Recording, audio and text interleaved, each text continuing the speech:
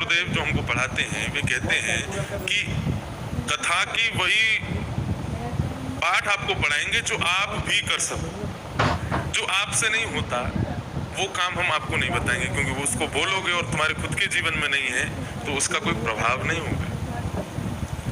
पर उपदेश वेलायाम सर्वे शिष्टा भवन्ति ही, दूसरों को उपदेश देने में सब श्रेष्ठ हो जाते हैं, लेकिन विस्मरन्ति तत्सर्वम, सब भूल जाते हैं जब खुद पर आती है बात। तुम करते हो? नहीं करते। एक बच्चा बहुत चीनी खाता था, उसकी दादी ने सोचा कि भाई ये चीनी नहीं छोड़ता, क्या करें। उसको जब देखो तब चीनी चाहिए, तो उन्होंने कहा किसी संत से इसको बुलवा दूं। एक संत थे, वो संत जो बोल देते थे वो होता ही था। तो अम्मा दादी उसको लेके गई, बोले कि महाराज जी बहुत चीनी खाता, आप इसको मना कर दो। तो संत थोड़ी देर सोचते लगे, मुस्कुराने लगे, फिर बोले 1 महीने बाद लेके आना है इसको। बोले 1 महीने तक खाने दो। 1 महीने बाद लेकर के गए, संत के सामने बिठाया। अम्मा ने सोचा कि कुछ करेंगे, बैठाया बालक से, बोले बेटा जी चीनी मत खाना। नहीं खाऊं। बोले ले जाओ, नहीं खाएगा। अम्मा बोली आपने 1 महीना पहले क्यों नहीं बोली, आज क्यों बोल रहे हो? संत बोले 1 महीना पहले तक मैं भी चीनी खाता था, अब मैंने छोड़ दी। जब मैंने छोड़ दी तब मैंने इसको कहा कि अब तू भी छोड़ दी।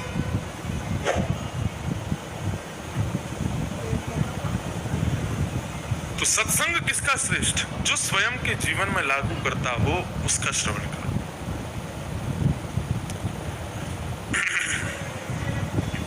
श्री ध्रुव जी महाराज के कल हमने कथा चरित्र को श्रवण किया और उससे हमने क्या सीखा कि श्री ध्रुव जी महाराज में भगवत प्राप्ति की जो इच्छा प्रबल है, उस इच्छा प्रबल ने उनको भगवान से मिलाया। 2 तपस्वी हिमालय पर गए, तो जैसे ही हिमालय पर गए तो हिमालय पर जाकर के तपस्या करने अलग अलग बैठ गए चोटियों पर। नारद जी महाराज जो भी तपस्या में जाता है उसको जरूर मिलता। अच्छा देखो एक बात, कल ध्रुव जी ने नारद जी से एक बात कही थी कि मेरी माँ कहती हैं भगवान बाद में मिलते हैं, पहले नारद मिलते हैं। आप में से किसी को मिले आज तक?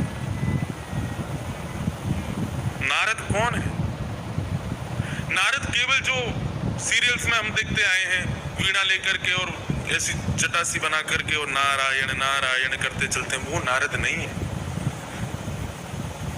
नारद का स्वरूप क्या बताया शास्त्रानुसार? नारद जिसकी बात को भगवान भी रद्द नहीं करते उसको नारद बोलते हैं। और नारद का दूसरा अर्थ है जो नर को दामोदर से मिलावे, उसको नारद कहते हैं। नारद। श्री डोंगरी जी महाराज से पूछा गया कि नारद के बिना भगवान नहीं मिलते, कलिकाल में अभी तक किसी को नारद के दर्शन तो हुए नहीं, नारद मिले तो है नहीं। तब श्री डोंगरी जी महाराज ने एक बहुत सुंदर उत्तर दिया। वे कहने लगे, बोले नारद कौन है? जो 24 घंटे भगवत स्मरण करे और हजारों लोगों को भगवत कथा सुना करके भगवत सन्निधि का अनुभव करावे, उसको नारद कहते हैं। बोले नारद का मतलब केवल वीणा वादन करने वाले जटा वाले वही नारद नहीं होते। आज कलिकाल में भगवत कथा को सुनाने वाले संत महापुरुष ये सब नारद हैं। ये सब नारद के रूप में आए हैं। यदि उनकी कथा आपको परिपूर्ण रूप से मिल गई है, उनका संग परिपूर्ण रूप से मिल गया है, तो समझ लेना भगवत प्राप्ति जरूर हो जाएगी। और इसको उदाहरण के रूप में उन्होंने कहा, अब मीराबाई के जीवन चरित्र में कहीं भी नहीं लिखा कि उनको नारद मिले लेकिन भगवान मिले। मना नहीं कर सकते कि असत्य है। तो इस प्रकार से 4 घंटे के लिए सही मैं भी एक नारद हूं। यदि मेरी बात आप मानेंगे तो मैं भी एक नारद हूं। और उस बात को कही गई बात पर यदि आप चलेंगे तो आपको भगवत प्राप्ति हो ही जाएगी। मीराबाई को उनको गुरु ने प्राप्त कराया, सूरदास आदि को श्रीमद वल्लभाचार्य जी उनके लिए नारद स्वरूप थे। तो कलिकाल में संत महापुरुष और कथाकार ही नारद हैं। तो 2 भक्त हिमालय पर गए, एक चोटी पर जाकर के बैठ गए और तपस्या करने लगे।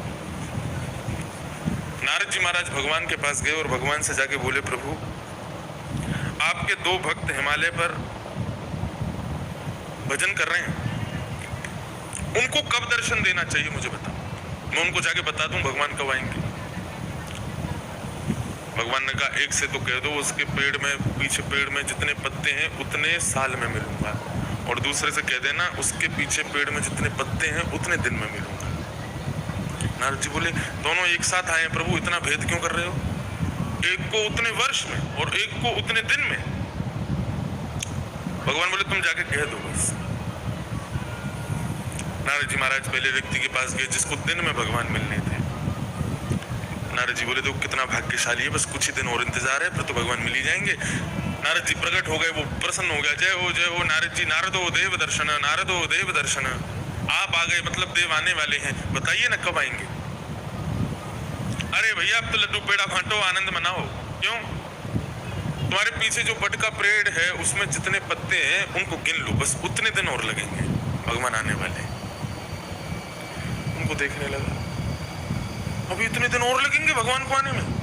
बोले हाँ, मैं अपना परिवार छोड़ के, बच्चे पत्नी सबको छोड़ के, व्यापार छोड़ के यहाँ पर बैठा हूँ भगवान की आस में, और इतने वर्षों से यहाँ बैठा हुआ हूँ, अभी इतने दिन और लगाएंगे भगवान? रोने लगा। नारद जी बोले तेरी स्थिति तो ऐसी है, बगल वाला तो उसको तो इतने साल लगेंगे, उसकी क्या स्थिति हो? नारद जी उसके पास गए, जैसे नेत्र खोले, नारदो देव दर्शन, जय हो प्रभु, बताइए ना भगवान कब मिलेंगे? बोले बहुत समय है, तुम्हारे पीछे जो पेड़ है उसमें जितने पत्ते हैं उतने पत्तों को गिन लो, उतने वर्ष लगेंगे भगवान को। जैसे ही उसने सुना इतने वर्ष बाद भगवान आएंगे, मतलब कि भगवान ने सुनिश्चित कर लिया है कि वो मुझसे मिलेंगे। अब चाहे वर्ष बाद मिले चाहे कभी मिले, लेकिन उनके हृदय में ये भावना उत्पन्न हो चुकी है कि वो मुझसे मिलेंगे। और वो इसी बात को सुनकर के नृत्य करने लगा, आनंदित हो गया, नाचने लगा, नारद जी के चरण पकड़ लिए। बोले भगवान अब कभी मिले, लेकिन वो मुझसे मिलने आएंगे, ऐसा उन्होंने मन बना लिया है। मैं तो इस बात को सुनकर के ही प्रसन्न हूं। उसका परिणाम ये हुआ कि तत्क्षण भगवान वहीं प्रकट हो गए और उसको दर्शन दे दिए। दर्शन दे दिए, उसको मुक्त कर दिया। नारद जी महाराज ने हाथ पकड़ लिया भगवान का। बोले आप झूठ क्यों बोलते हो? हमसे बोला था इतने वर्षों में मिलोगे, मैंने उसको बोल दिया तो तुरंत प्रकट हो गए, क्यों किया ऐसा आपने?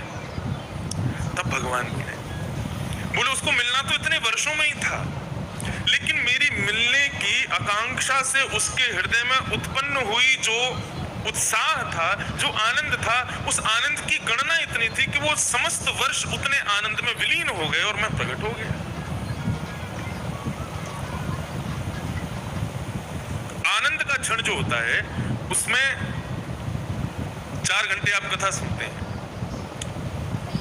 लेकिन 4 घंटे यदि आनंद से कथा सुन रहे हैं तो 4 घंटे कब व्यतीत हो जाएंगे आपको पता नहीं चलेगा। किसी को कहो 8 दिन के लिए कथा सुनने चलो तो वो आपसे पहले तो यही कहेगा 2 दिन के लिए आऊंगा मैं, लेकिन 2 दिन की कथा श्रवण करके उसके मन में इतना आनंद स्फुरित हो जाएगा कि वो फिर रुकने का उसका मन करेगा।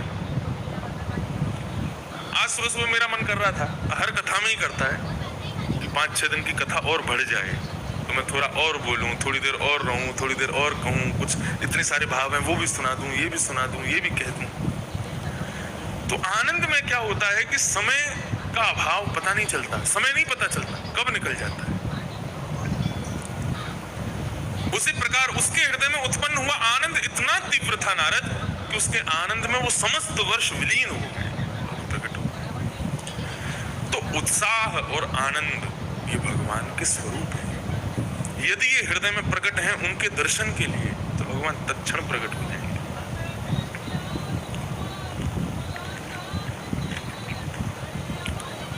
एक कथा और आती है, जब ध्रुव जी को 5 महीने में भगवान ने दर्शन दे दिया तो हिमालय से कमंडल ले लेकर के जटा वाले बाबा जी अपने अपने घर को जाने लगे। क्यों जाने लगे? बोले सबको लगा भगवान भेदभाव करते हैं, वो छोटा बालक है, राजा का बेटा है, इसलिए उसको 5 महीने में मिल गए। हम यहाँ 5-5 हजार वर्षों से बैठे हैं, हमको आज तक नहीं मिले। तो सब हिमालय से उतर करके नीचे आ गए, गंगा जी पार करने के लिए केवट के साथ नाव में बैठे। जैसे ही गंगा जी पार करने लगे तो नाव में बैठते ही, गंगा के बीच में आते ही गंगा जी का रंग रक्त वर्ण का हो गया और देखते ही देखते गंगा जी के चारों तरफ से हड्डियां, मांस, रुधिर ये सब प्रकट हो गए गंगा जी। तो उन ऋषियों ने, संतों ने उस केवट से पूछा, भाई ये गंगा जी में किसका मांस, किसकी हड्डियां और ये किसका स्वरूप बह रहा है ये? बोले आप लोगों ने सुना होगा कुछ दिन पहले एक नन्हे से बालक को भगवान मिले। बोले हाँ, ध्रुव को मिले थे। उसको जल्दी मिल गए इसीलिए तो हम लोग जा रहे हैं, छोड़ छोड़ के भगवान भेदभाव करते हैं। बोले महाराज ये ध्रुव जो है ना, ये अपने जीवन में 1000 जन्मों तक तपस्या करता रहा। हर जन्म के बाद तपस्या करते करते करते करते पूरा जीवन व्यतीत हो जाता, तपस्या करते करते उसका शरीर खड़ा खड़ा ही अंत हो जाता और गंगा जी में गिर जाता। एक नहीं 1000 बार उसने तपस्या की, पूरे पूरे जीवन 1000 वर्षों तक उसने तपस्या की, उसका शरीर गंगा जी में विलीन हो गया। ये उसी का शरीर है जो आपको दिखाई दे रहा है। केवल उसकी 5 महीने की तपस्या रह गई थी, तब वो एक राजा का पुत्र बन के आया, 5 महीने की तपस्या पूरी की तो आज उसको भगवान मिल गए। ये बात सुन के संतों ने कहा भाई सुनो ना, आप वापस कर लो, अभी हम वापस जाएंगे हिमालय में, जाके फिर तपस्या करेंगे, अभी हमारी अवधि पूरी नहीं हुई है। जी महाराज लौट करके आए, उनके पिता ने उनको अपने हृदय से लगाया कि मिथ्या वदति लोकोऽयं चंदनात् खलु शीतलम् पुत्रका क्षणस्पर्शं चंदनात् अतिरिच्यते। अपने पुत्र ध्रुव को हृदय से लगाकर उत्तानपाद राजा ने ये श्लोक कहा।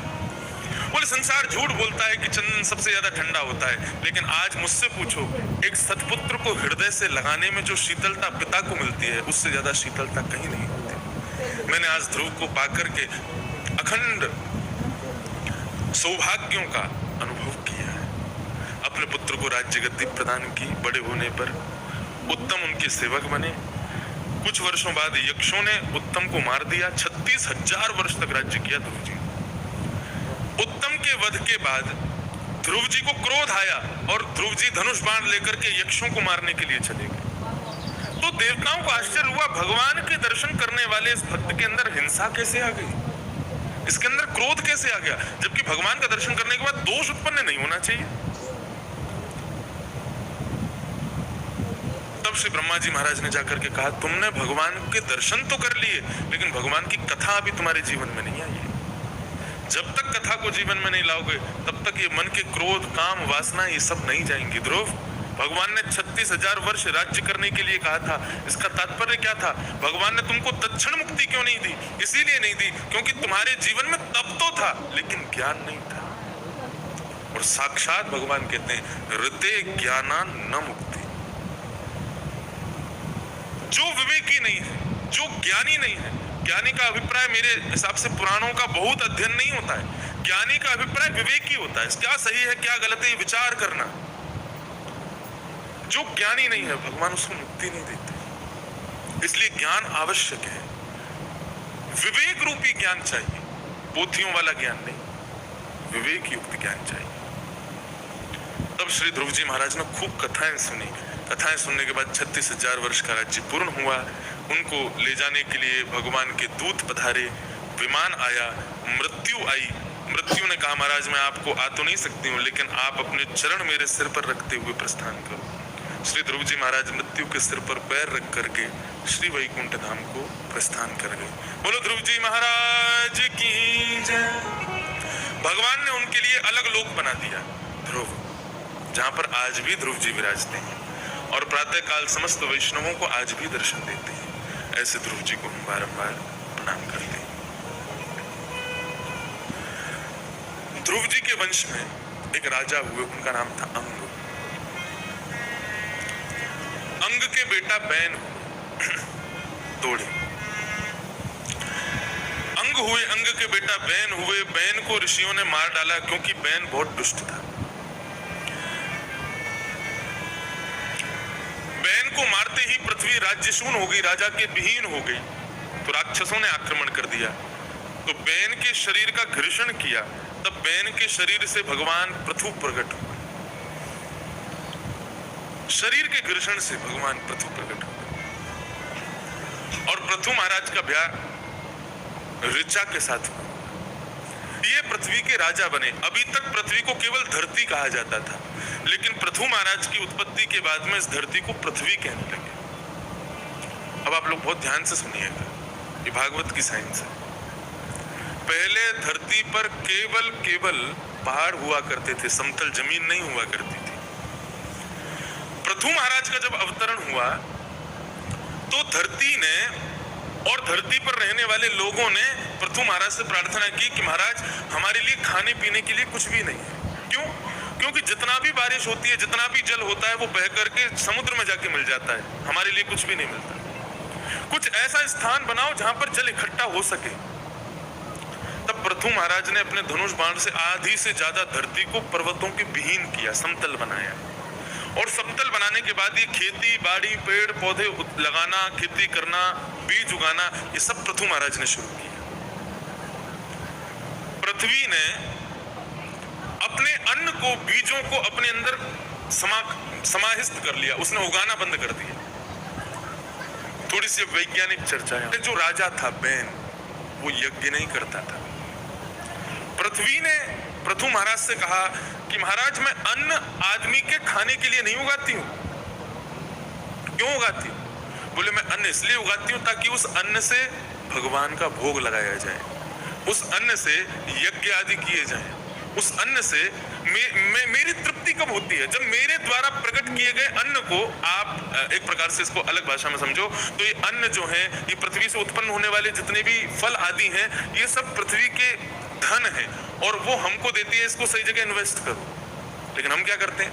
उसको सही जगह इन्वेस्ट ना करके स्वयं का भोग लगा लेते हैं। तो पृथ्वी को उससे क्रोध आता है कि तुम मेरे द्वारा प्रकट किए हुए धन को अपने यूज में ले रहे हो, उसको इन्वेस्ट क्यों नहीं कर रहे हो? इसलिए भोग की प्रथा बने। पृथ्वी की इच्छा होती है कि मैं जो धन उगाऊं उसको पहले भगवान को भोग लगाओ, उसको पहले भगवान के आगे अर्पित करो, फिर तुम पाओ। तो बैन के शासन में क्या था? भोग पर प्रतिबंध था,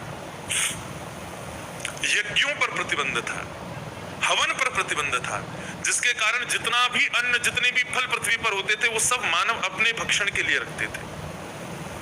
तो पृथ्वी ने क्या किया? अन्न उगाना बंद कर दिया। बोले अब उगाएंगे ही नहीं। आपको पता हो प्राचीन काल में भी ये रीति थी, आज भी रीति है, जहां पर पृथ्वी अन्न उगाना बंद कर देती है या जहां पर भी पृथ्वी में थोड़ा उपजाऊ कम हो जाती है, वहां पर यज्ञ होती है, वहां पर यज्ञ किए जाते हैं पृथ्वी को प्रसन्न करने के लिए। अन्न आदि और उन सब, क्योंकि हवन में जो आप सामग्री यूज करो सब अन्न ही तो है, भगवान का भोग जो लगा रहे हो सब अन्न ही तो है, उन सब का प्रयोग किया जाता है, तब पृथ्वी प्रसन्न होती है। तो पृथ्वी अब प्रसन्न हो गई, बोले अब मैंने सब कुछ अपने अंदर भर लिया है, आप पुनः उगाओ। तो बोले कैसे उगाएंगे? तो पृथ्वी गौ का रूप धारण करके आई, गौ का रूप धारण करके आई। तब श्री पृथु महाराज ने उसके थनों का दोहन किया और दोहन करते हुए थनों से ये सारे अन्न, बीज आदि सबको उत्पन्न किया और उत्पन्न करके खेती बाड़ी शुरू की। पृथु महाराज के चरित्र में यह भी आता है कि पृथु महाराज ने स्पष्ट कहा कि मानव के लिए मांस भोजन नहीं बना। क्यों? पृथु महाराज ने रिसर्च की अपने तत्व से कि जितने भी मांस भक्षी जीव हैं वो जीभ से पानी पीते हैं और जितने भी शाकाहारी जीव हैं वो सब अपने होठ से पानी पीते हैं। मानव कहां से पानी पीता है? होठ से पीता है। तो मानव के लिए मांसाहार नहीं बना।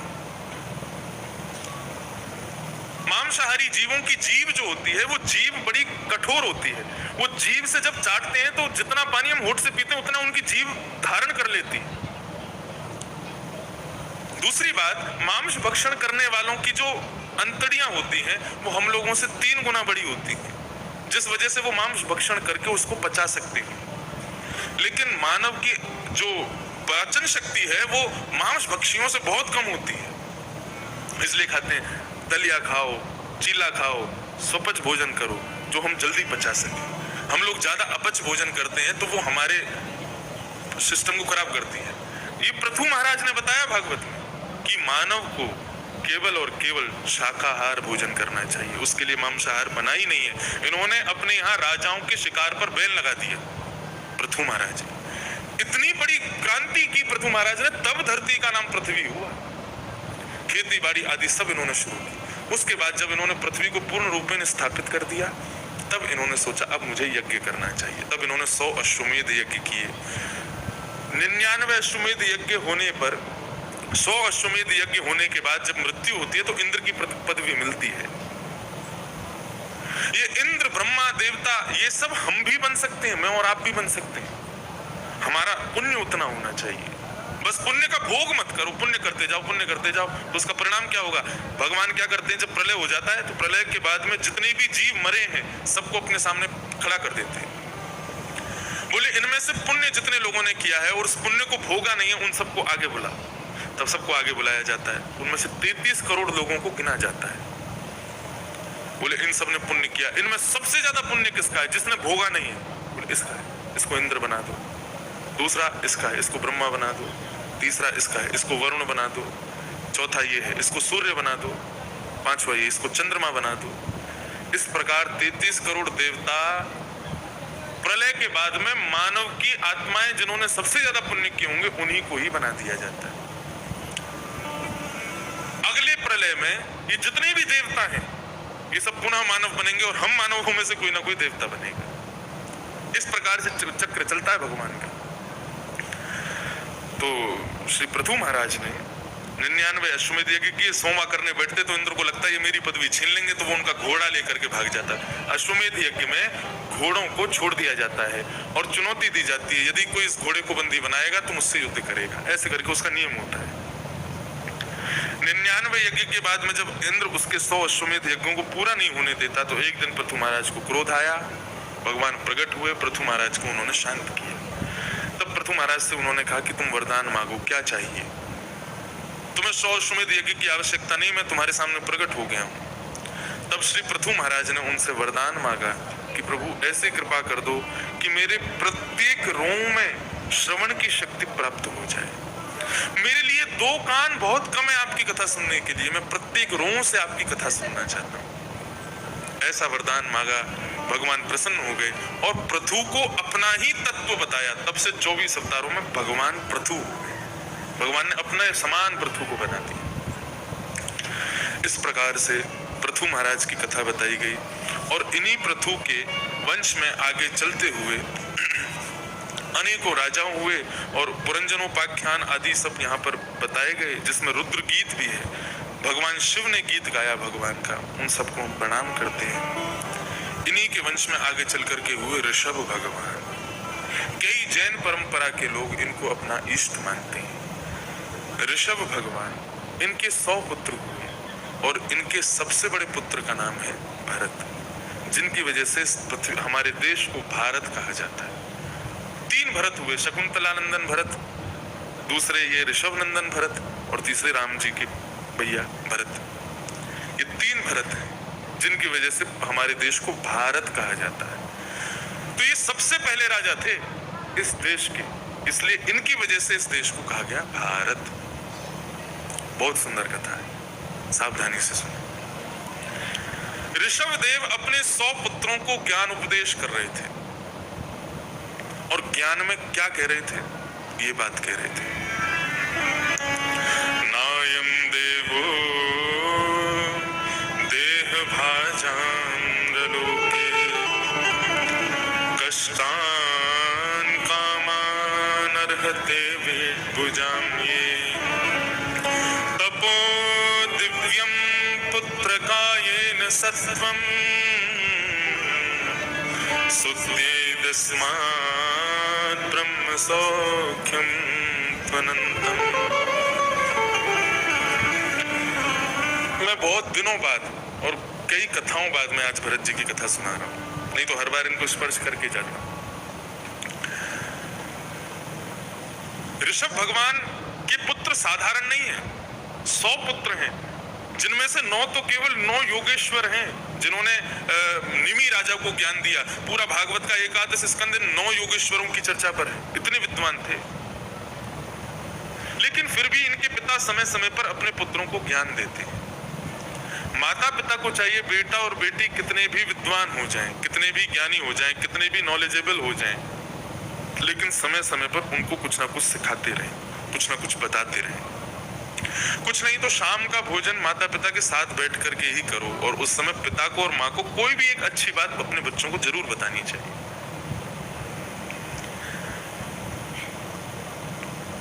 माता शत्रु पिता बैरी ये न बालो न पाठता। जो माता जो पिता अपने पुत्र और पुत्री को समय समय पर ज्ञान नहीं देते वो सबसे बड़े शत्रु होते हैं अपने बच्चों के।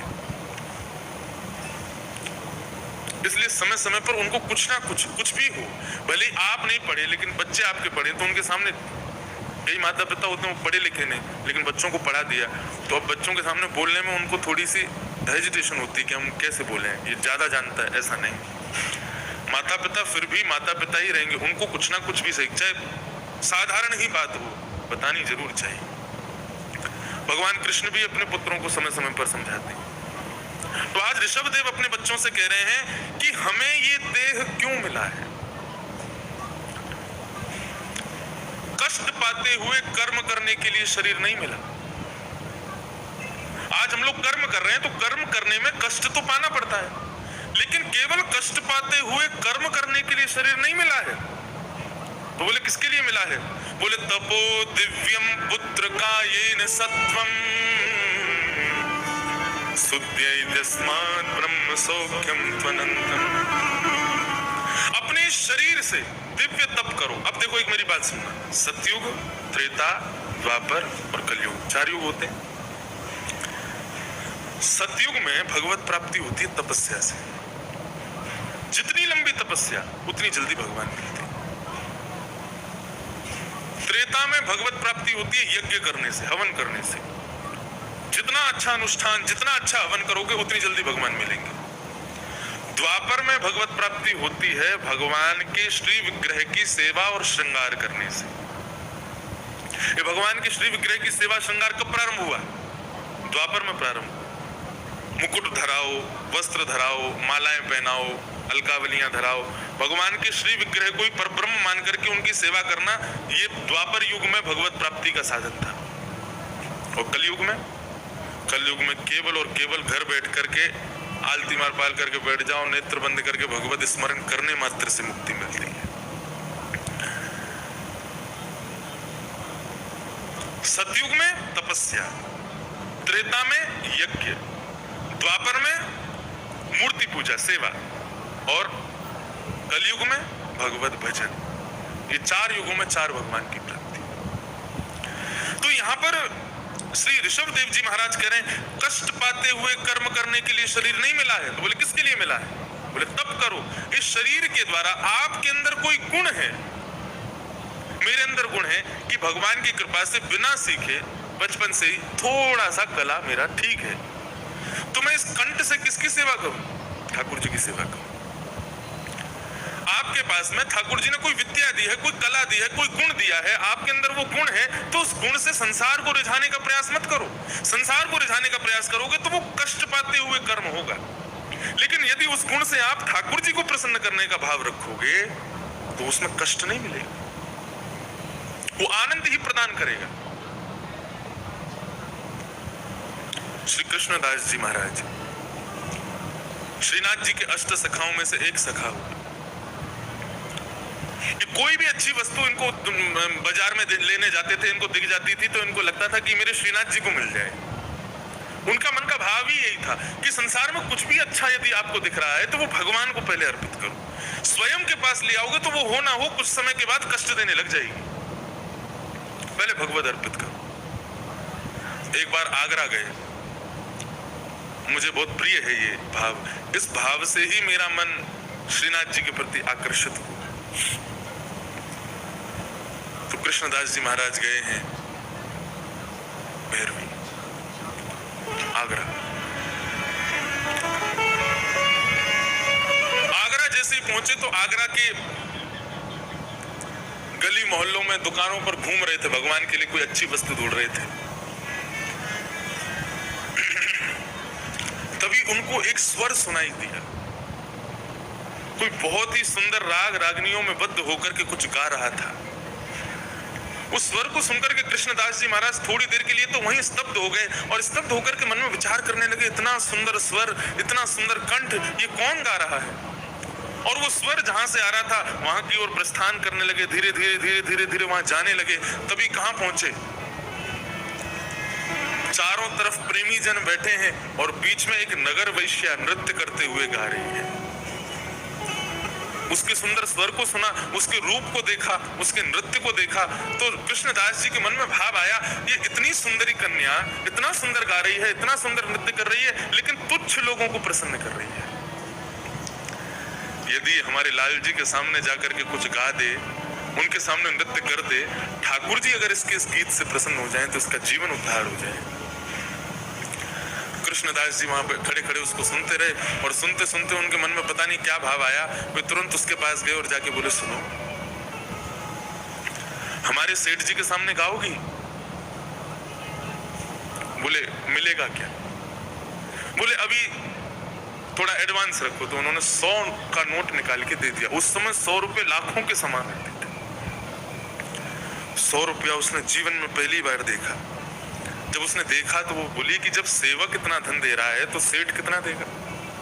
उसको अभी तक पता नहीं है सेठ कौन है।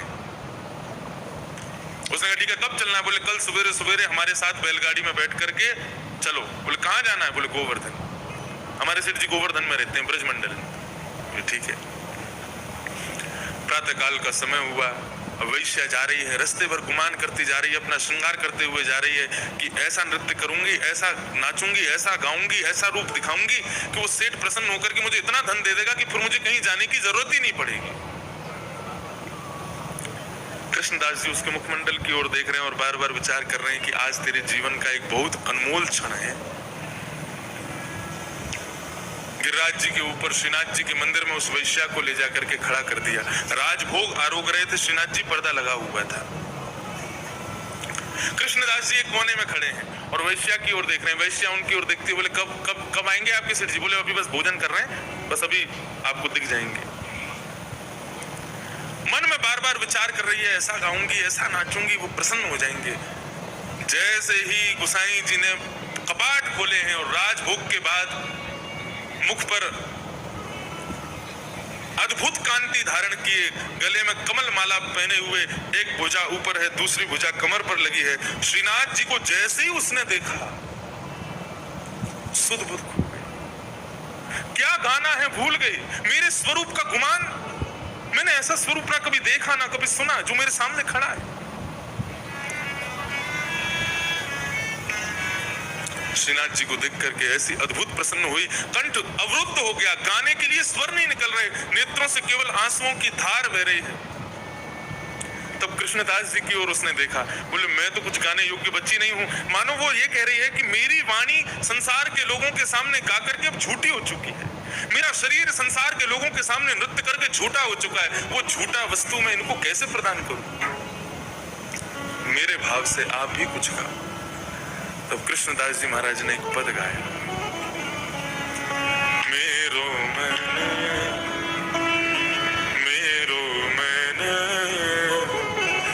गिरधर छवि पे अटक्यो, गिरधर छवि पे अटक्यो। आप सबने हमारे गिरधर लाल जी के दर्शन किए हैं, वो श्रीनाथ जी के स्वरूप है। उनको कहीं से खरीद के नहीं लाया मैं, वो खुद आए अपने आप आए।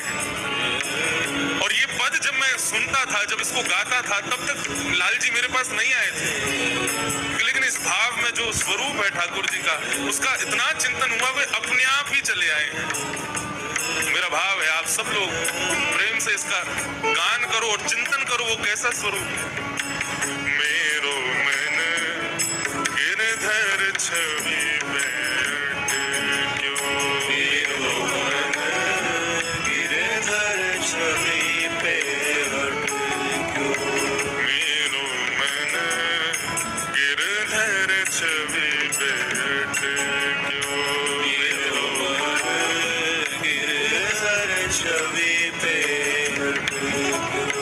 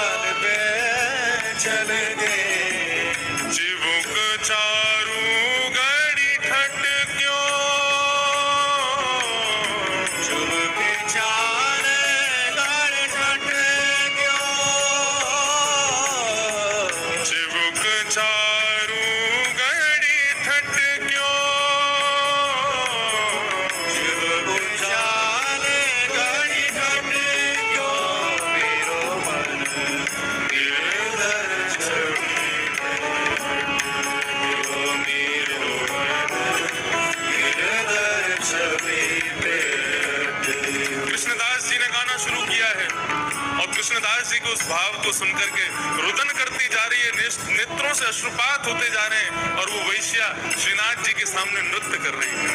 पूरे संसार को रिझाया, लेकिन आज संसार को बनाने वाले को रिझा रही है।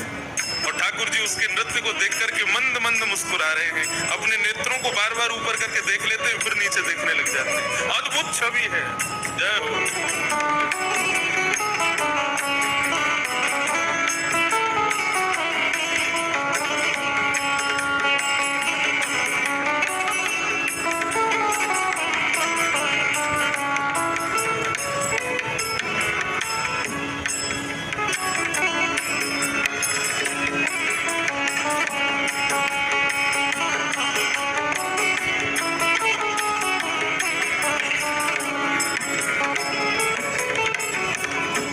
सजल श्याम घन वरन लीन है, सजल श्याम घन वरन लीन है, सजल श्याम घन वरन लीन है, सजल श्याम घन वरन लीन है, फिर चित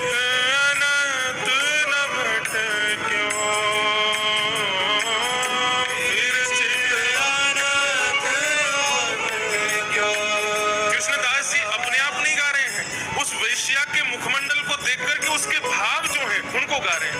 वो वैश्य कहना चाह रही है जिसका वर्ण इन्होंने कर लिया ना, उसका मन फिर कहीं और भटकेगा नहीं। सजल श्याम घन वर्ण लीन है, जिसका वर्ण इन्होंने कर लिया, फिर चित्त अनंत ना भटके, फिर उसका चित्त कहीं और भटक नहीं सकता।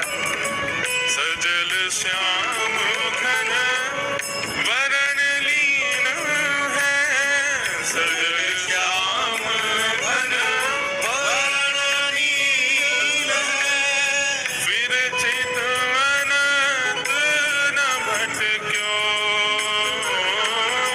फिर चित अनंत न भटक्यो। हे कृष्ण दास किए प्राण न्योछावर, दास किए प्राण न्योछावर, कृष्ण दास किए प्राण न्योछावर, कृष्ण दास किए प्राण न्योछावर। क्या हुआ? नृत्य करते करते करते करते वो वैश्या अपने घुटनों पर बैठ गई और कृष्णदास जी की ओर देखती है रुदन करते हुए, और उनसे केवल एक ही भाव कहती है, मैं कितना भी नृत्य कर लूं, कितना भी गा लूं, लेकिन जिस शरीर का सेवन औरों के द्वारा हो चुका है वो सेवन योग्य नहीं है, ठाकुर जी के भोग लगाने योग्य नहीं है। और उसने हाथ जोड़ करके केवल एक विनती की, क्या कि अब ऐसी कृपा करो कि ये देह छूट जाए, लेकिन आत्मा पवित्र है, उसको आत्मा से इनके अंदर विलीन कर दे। कृष्णदास जी चौंक गए, बोले क्या कह रही है?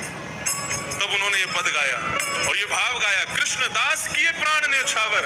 वैश्या नृत्य करते करते गिर पड़ी और उसके शरीर में से एक दिव्य आत्मा प्रकट हुई।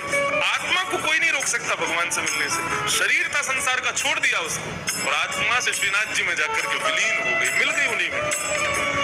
कृष्णदास किए प्राण न्योछावर, कृष्णदास किए प्राण न्योछावर, यह तन जग सरपट क्यों, यह तन जग सरपट क्यों, यह तन जग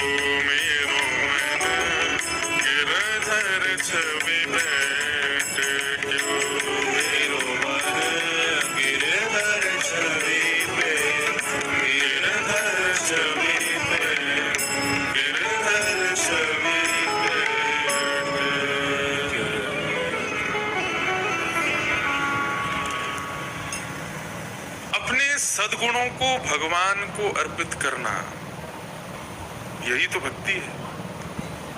अपने किसी विशेष गुण से भगवत सेवा करना, यही भगवत भक्ति है। आपका गुण ही उनके लिए भोग है। मेरे पास कंठ है तो उस कंठ से मैं ठाकुर जी की सेवा, आपको बताएं हम,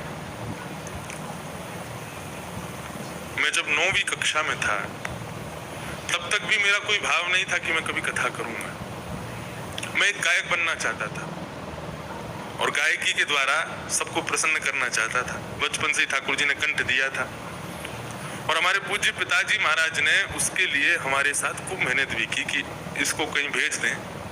और मैं 2.5 महीना बंबई भी रहा संगीत को सीखने के लिए और एक गायक बनने के लिए।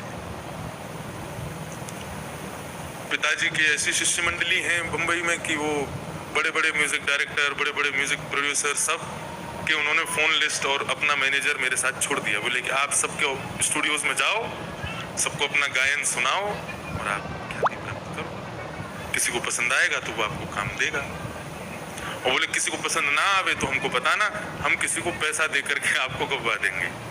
ये तक स्थिति हो गई। लेकिन मन को एक शांति नहीं थी। तो मेरे प्रथम गुरु हैं मेरे पूज्य नाना जी, पंडित श्री कृष्णलाल शास्त्री जी। थे नहीं, अब भी हैं। मुझे अनुभव होता है कि वो साथ ही हैं मेरे।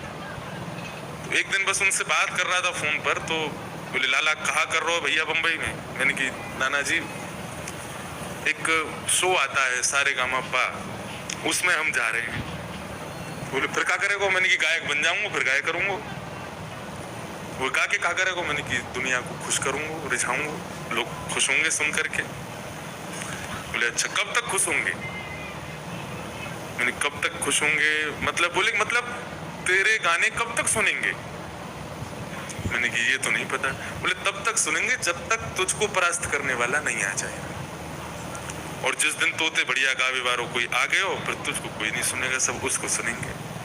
और ज्यादा ना बुड्ढो है जाएगा, तेरे कंठ हिलन लगेगा, फिर कोई ना सुनेगा। मैंने कि हाँ बात तो सही है। तो बोले लाला दुनिया को प्रसन्न करवे जावेगो तो आज प्रसन्न होंगे, कल वही लोग दुखी रह जाएंगे। लेकिन जाने दुनिया बनाइए वाको प्रसन्न करवे के काजे गावेगो, वो प्रसन्न है गया तो जाने दुनिया बनाइए वो दुनिया भी प्रसन्न हो। तो भैया तू दुनिया को प्रसन्न मत कर, दुनिया बनावे वाले को प्रसन्न कर, बाकी तेरी इच्छा। ये बात कही, अगले दिन फ्लाइट पकड़ के वृंदावन। और नाना जी से ही कहा कि अब क्या करूं मुझे बता। बोले तुम्हारे पिताजी इतने बड़े वक्ता हैं भागवत के, तो उनके द्वारा कही गई कथा कल को उनके बाद कौन संभालेगा? तुम्हारी इच्छा है, तुम्हारा मन है, जो तुम करना चाहो, लेकिन इस क्षेत्र में भी आओगे तो बहुत मेहनत करनी पड़ेगी, बहुत पढ़ना पड़ेगा। मैंने कहा मुझे मंजूर है, लेकिन मुझे करना यही है। तो पिताजी बोले 10वीं तो पास करो। 10वीं कक्षा तक फिर मैं स्कूलिंग गया और 11वीं 12वीं दोनों प्राइवेट की, दिल्ली से इंदिरा गांधी ओपन स्कूलिंग से सब प्राइवेट करके, और भागवत ही पढ़ी फिर। तो यदि नाना जी से उस दिन बात नहीं की होती तो मैं भी कहीं भटक रहा होता बंबई में, नशेड़ियों के गाने में भी गा रहा होता, 4 लोग खुश हो रहे होते, 4 गाली दे रहे होते। बात हुई इसलिए तो इस क्षेत्र में आ गया, यहाँ आ गया। तो अपने गुण को, अपने सद्गुण को भगवान को अर्पित करना यही भक्ति है।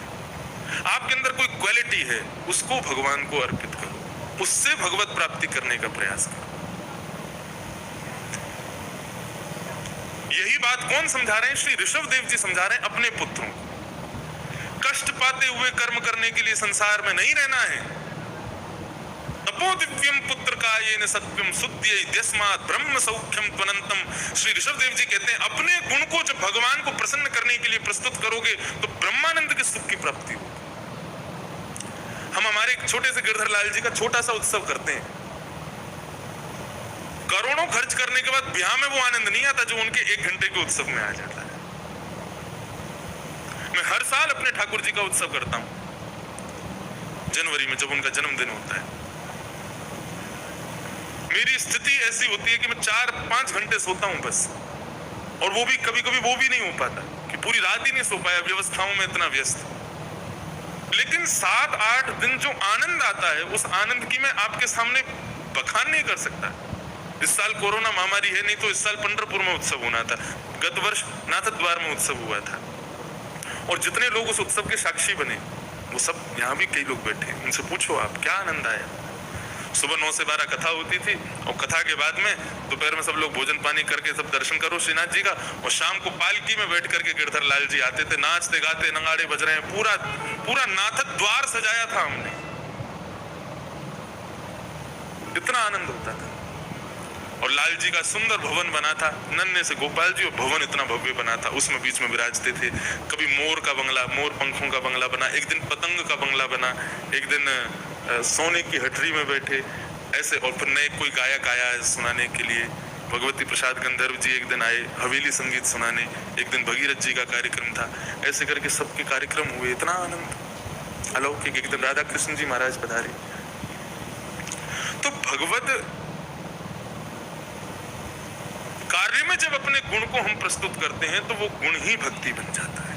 ये बात कौन कह रहे हैं? श्री ऋषभदेव जी अपने पुत्रों को समझा रहे थे। तो इनके बड़े पुत्र जो भरत हैं वो राजा हैं। अपने पिता की बात का स्मरण करते हुए एक दिन इन्होंने अपने देखा कि मेरे पुत्र बड़े हो गए, योग्य हो गए, तो उनको राज्य गद्दी पर बिठा के श्री भरत जी महाराज वन में चले गए, और वन में जाकर के भगवान का भजन करने लगे। भजन करते करते करते एक परन कुटी में भजन करते थे, लेकिन एक दिन क्या हुआ, अपनी कुटिया के बाहर बैठ करके नदी के किनारे बैठ के भजन कर रहे थे, तभी क्या हुआ, सामने एक गर्भवती हिरणी जल पी रही थी, उसको ये देख रहे थे।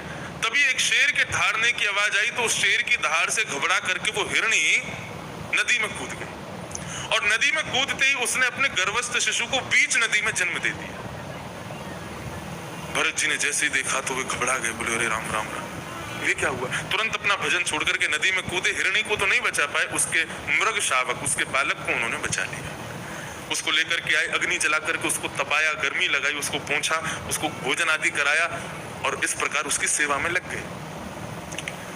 अब तो एक दिन हुआ, दूसरे दिन सुबह सुबह फिर से अपने ध्यान में भजन में बैठ गए। इतने में ही कुटिया में से वो मृग शावक निकल करके आया, कुछ आवाज करने लगा, तो ध्यान टूट गया, उसको देखने लगे। वो दूर जाता तो उठ करके जाते, उसको ले आते, तो उसको कुछ खिला दूं, कुछ पिला दूं। उसकी सेवा में इतने रत हो गए कि अब धीरे धीरे भजन कम होने लगा, उससे प्रेम बढ़ने लगा। रति कैसी होती है, अपने पुत्र को, अपनी पत्नी को, अपनी राज्य गद्दी को छोड़ आए, लेकिन एक हिरण के बालक में उनकी रति होने लगी। ये रति अपने बच्चों में नहीं हुई, लेकिन एक हिरण के बालक में होने लगी। अब तो स्थिति ये हो गई कि 24 घंटे उनको वो पास ही चाहिए, इतना उसमें ममत्व हो गया। उसके उसी की सेवा में लगते लगते, प्रेम करते करते करते अब वृद्धता को प्राप्त होने लगे। एक दिन अत्यंत ज्वर चढ़ा था श्री भरत जी महाराज को। हिरण का बालक, उसका पैर पकड़ा हुआ था उन्होंने कि मुझसे दूर ना जावे, मुझसे दूर ना जावे। तभी कुछ हिरणों को चरते हुए उस बालक ने बाहर देखा, तो वो दिल मिला गया, देखने लगा। उनके झुंड को देख करके इतना आनंदित हो गया कि उछल करके हाथ छोड़ करके भाग गए। श्री भरत जी महाराज की चलने की भी स्थिति नहीं थी। जैसे तैसे बाहर आए तो देखा कि वो मृग बालक हिरणों के झुंड के साथ वहां से चला गया। अब तो उसी का स्मरण करते करते करते करते अत्यंत ज्वर में तो थे ही, अपने प्राणों का परित्याग कर दिया। और स्थिति ये हुई कि उनका पुनर्जन्म हुआ तो वे एक मृग के बालक बने, एक हिरण के पुत्र बन के आए।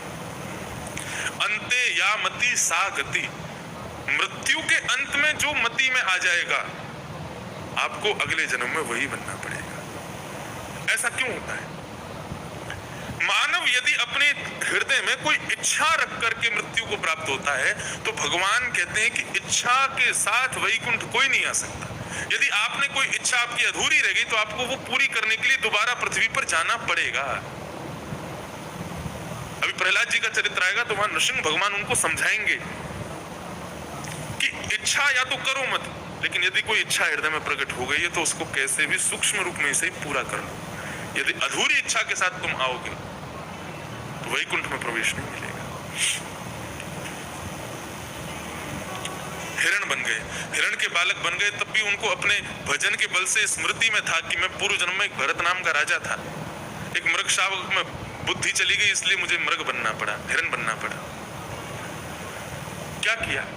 एक दिन जानबूझ करके जल पीते पीते नदी में कूद गए अपने प्राणों को दहन करने के लिए, क्योंकि मृग के रूप में भजन नहीं कर सकते।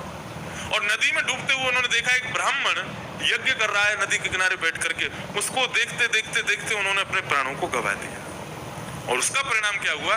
तीसरे जन्म में वो एक ब्राह्मण के पुत्र बन करके आए और संयोगवश उनका पुनः नाम भरत रखा गया। लेकिन अब की बार भरत जी ने मन बना लिया था।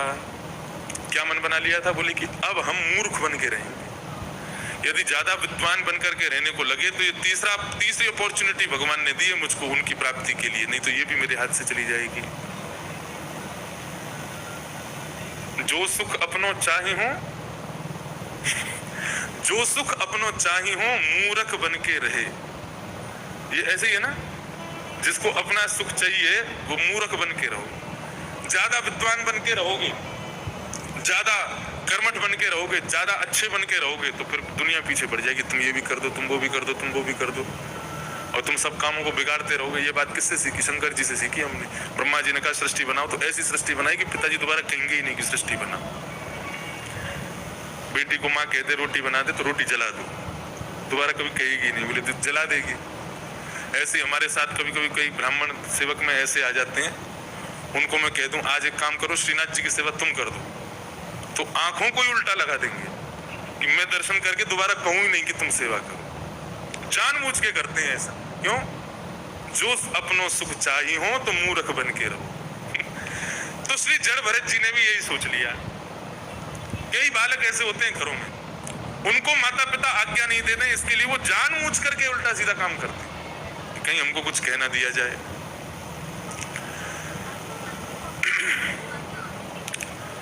इस प्रकार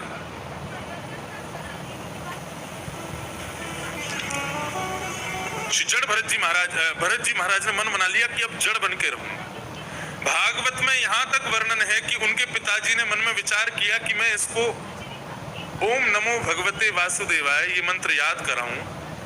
जड़ भरत जी ने 6 महीने तक ओम याद करके नहीं सुनाया, जानबूझ करके कि कहीं मैंने याद कर दिया, आज कहेंगे ओम नमो भगवते सुनाओ, कल कहेंगे पूरी वेद पाठ सुनाओ, परसों कहेंगे तुम उसका गृह पूजन कराया हो, पर तरसों कहेंगे उसका अंतिम संस्कार कराया हो, और फिर से इसमें लग गया तो भजन कब करूंगा मैं?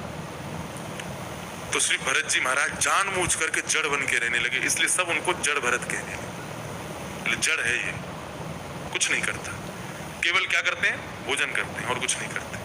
एक बार उनके भाइयों ने कहा कि घर का तो किसी काम का है नहीं, इसको एक काम करो खेत में भेज देते हैं कि भाई किसी जानवर को मत खिलाना, खेत से जानवरों को दूर रखना। खेत में गए और खेत में जाकर के खेत की जो बाउंड्री में जो गेट थे वो भी खोल दिए इन्होंने, और बाहर से पकड़ पकड़ करके जानवरों को ले आए। बोले राम जी की चिड़िया, राम जी का खेत खाओ मेरे प्यारे, भर भर पेट। पूरा खेत खा गए सारे जानवर। आराम से अलमस्त होकर के पड़े थे और मन ही मन में भजन चल रहा था। इनके भाई शाम को देखने के लिए आए तो सारा खेत उजड़ गया। बोले अरे तू इस काम का भी नहीं है, इसको छोड़, यहाँ से हटाओ। बोले यही तो चाह रहा था कि मुझे यहाँ से भी हटाओ, मुझको कोई जिम्मेवारी मत दो। अब एक भाई ने कहा कि मेड़ बना दे। मेड़ समझते हैं? खेतों में ऐसे बनी होती है, तो एक का पानी दूसरी तरफ ना जाए, तो एक जगह धान लगी एक तरफ कुछ लगा है तो बीच में मेड़ बना देते। बोले मेड़ बना दे। तो मेड़ के क्या किया? बोले इतना खोद दिया कि एक तरफ कुआं खोद दिया, दूसरी तरफ पहाड़ खड़ा है। बोले मेड़ बन गई। तो सारे काम बिगाड़ देते जड़ भरत जी। स्थिति ये हो गई कि घर वालों ने सोच लिया इसको कि किसी काम का नहीं, इससे कुछ मत करो, सब काम बिगाड़ देता है। हमारे नाना जी किस्सा सुनाया करते थे। मैं एक किताब लिखने वाला हूँ, किस्से नाना जी के। उनके ऐसे ऐसे किस्से थे, हम कभी कभी रात में पैर दबाते थे उनके, तब वो सुनाते थे। मैं नाना जी ठीक दब रहो पैर? हाँ दब रहो, ठीक दब रहो। तो फिर एक किस्सा सुनाते। बोले कि सेवक जो होते हैं वो जानबूझ के ऐसे पैर दबाएंगे हल्के हाथ से कि दोबारा कभी कहे नहीं पैर दबा। तो बोले एक गुरु जी थे, उनके 2 शिष्य थे और दोनों ही मूर्ख थे। नहीं अच्छा, तो गुरु जी को तो लगता था ये मूर्ख हैं, लेकिन अंत में क्या हुआ वो सुनो। तो गुरु जी ने क्या किया, दोनों शिष्यों को कहा कि भाई देखो अपनी सेवा में कोई कमी नहीं छोड़नी चाहिए, दूसरे से सदैव कंपटीशन रखो कि इससे अच्छी सेवा मैं करूं, तभी गुरु की कृपा मिलेगी।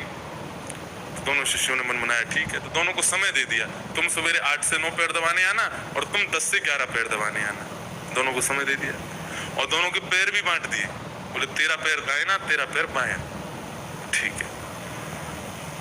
पहला शिष्य आता 8 से 9, वो उनका पैर दबाता, बढ़िया ऑलिव ऑयल की मालिश करता, बढ़िया से पैर दबाता, और पैर दबाते दबाते दूसरे पैर को देखता, उससे बढ़िया शाइन मारनी चाहिए मेरे पैर में, उससे बढ़िया चमकना चाहिए, मेरा पैर लाल दिखना चाहिए गुरुजी का, उससे बढ़िया रहूं मैं। गुरुजी देखो पैर बढ़िया, बोले हाँ देख इससे बढ़िया लग रहा है। उसको चमका करके वो चला जाता, तो दूसरा शिष्य आता, गुरुजी सेवा में हाजिर। बोले देख कितना बढ़िया सेवा करके गया, क्या पैर बिल्कुल लालिमा दिख रही है उसकी। और ये बोले अरे रुको अभी मैं करता हूँ, तुरंत वो और अच्छा पैर दबा के जाता है। गुरुजी आनंद करते, बढ़िया दोनों मूर्ख मिल गए, बढ़िया मेरी सेवा करते हैं। अब एक दिन क्या हुआ, गुरुजी सवेरे सवेरे बाएं पैर पर दायां पैर रख करके लेटे हुए थे, सोई बाएं पैर वाला आ गया, और बाएं पैर वाले ने देखा मेरे पैर के ऊपर ये इसका पैर कैसे चढ़ा हुआ है, रुको मैं अभी बताता हूं। सोई वो डंडा लेके आया बड़ा वाला, और उसने गुरुजी के पैर अलग किए, और जो दूसरे शिष्य का पैर था उसमें दे डंडा और दे डंडा तोड़ दिया वो पैर। अब गुरुजी रो में लगी मेरे, बोले इसकी हिम्मत कैसे हुई मेरे ऊपर चढ़ गया ये, जब मेरा नहीं चढ़ता कभी तो ये कैसे चढ़ा। और गुरुजी के पूरी पैर की हड्डियां तोड़ दी, बराबर कर दी, और दूसरे पैर को दबाने लगा। बोले अब क्या दबा रहा है, दर्द हो रहा है। तोड़ ताड़ के चला गया। गुरुजी बेचारे करा रहे थे, पूरे पैर में से खून निकल रहे थे, तो जिसका पैर टूटा था वो वाला आ गया। उसने कहा गुरुजी ये पैर की दशा किसने की। बोले उसने की, बाएं वाले ने। इतना मूर्ख है, इसको तोड़ के चला गया।